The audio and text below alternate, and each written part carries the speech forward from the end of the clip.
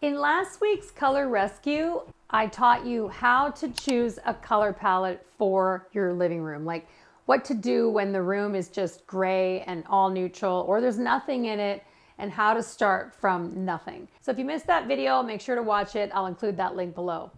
This week, we're going to talk about how to actually choose a paint color for this room, because as you can see, the existing gray walls need to be updated now that there's nothing gray in the room, now that we've done the brand new makeover on this room.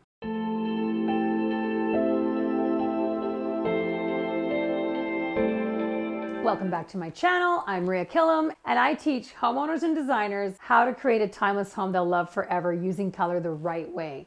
So this is my sister-in-law's living room. We did a makeover on it in a couple of days, and I'm going to show you how to choose the right paint color. But what do you do when the room is empty? What do you do when the house is empty and you have to paint before you move in? How do you create flow throughout your whole house?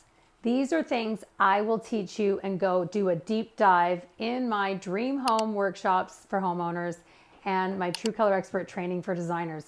Warm neutrals are coming back. I mean, they're back for those in the know, but very soon everyone else is going to catch on, and you need to know which undertone is correct. Okay, because the first thing we know about this room is no shade of gray is going to work. So let's get started. Step one, how do we pick a custom color for this room? This is now very easy to do because the room is finished. So the first thing you need is my Understanding Undertones neutral color wheel. I'll include the links below. You can pick it up on my website, and I recommend that you buy both of my ebooks to go with it. How to choose paint colors, it's all in the undertones, and What is Complicated, a Decorator's Guide to Choosing the Right White. And you can bundle them all three together, and I'll include that link below. Now, you take your color wheel. It has whites on the back, the most useful 4 whites on the back.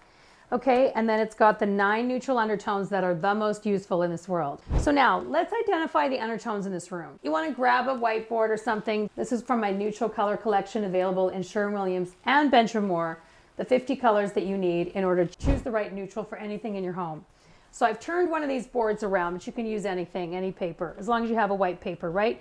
You don't want it floating. I mean, that's the reason why it's like slanted like this, is so that you can do this. So this is actually more of a complex cream. It's actually a super pale beige. So let's go through them.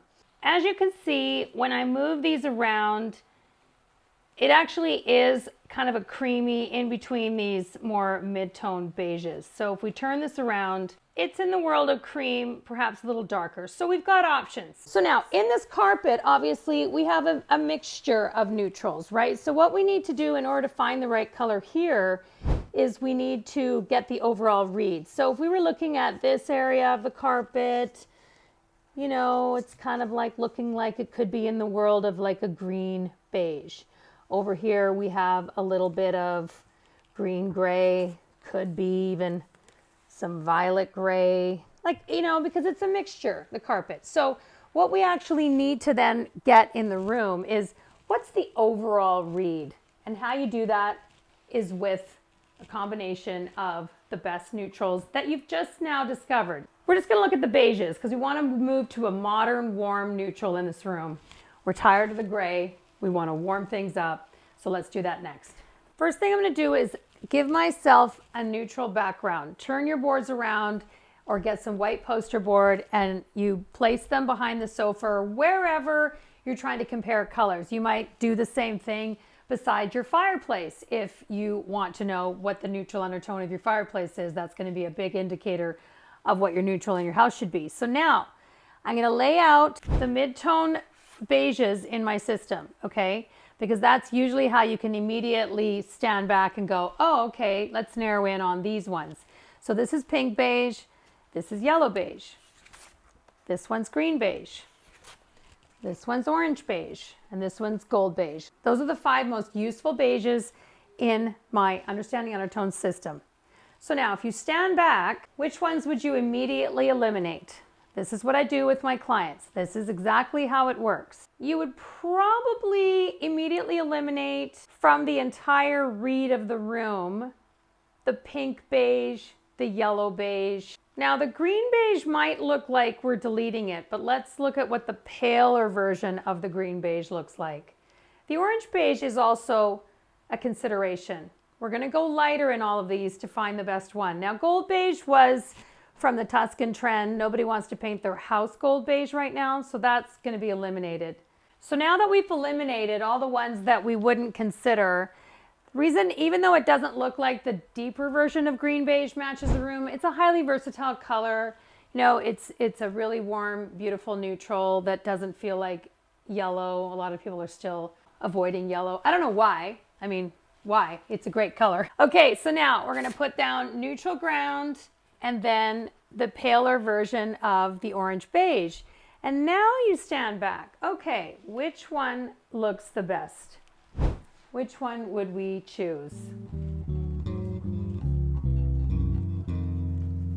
Right, so I'm gonna move it around. How does it look with the carpet? Definitely the green beige one is looking more like it really blends in with the carpet, right?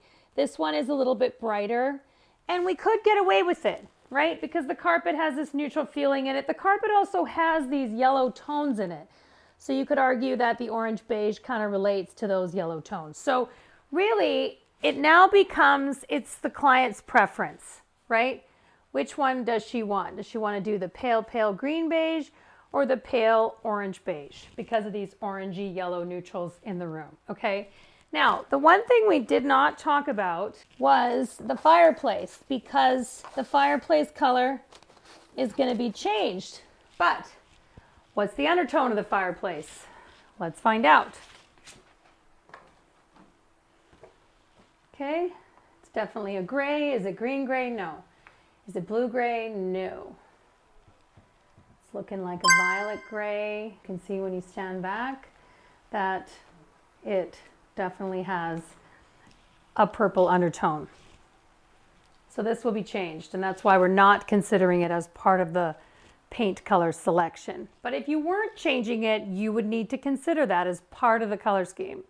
And in this case, we would be ignoring it to actually come up with the right color for the room. And because the fireplace is less of a focal point than this room from this house, then it's more important that the neutral kind of visually relate to like the accent chair over here, which is also a green beige. But in this case, it would be the client's preference whether we do this one or this one. Now that we've eliminated them all, we're down to the two that we would like to choose from. You can see how easy it is. You're only dealing with 50 neutrals. You start with the darkest ones to identify the neutrals in the room. Then you go up to find the lightest pale ones, because that's where we're going now, right? If this whole room was painted white, right? If it was the color of these boards, we'd basically have some white matting that it would relate to, but then nothing else in here would relate to the white stark walls. And that's why we're moving away from white, moving on to a modern neutral, and this is exactly how you do it.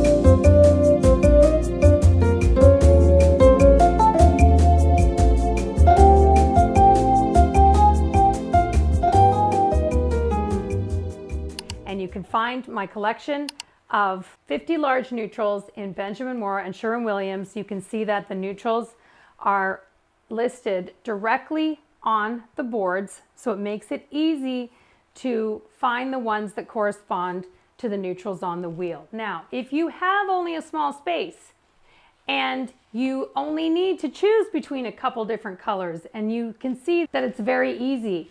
You can also order boards individually from Sample Eyes, and I will post those links below as well. So I hope you enjoyed this content, and I'll see you next time.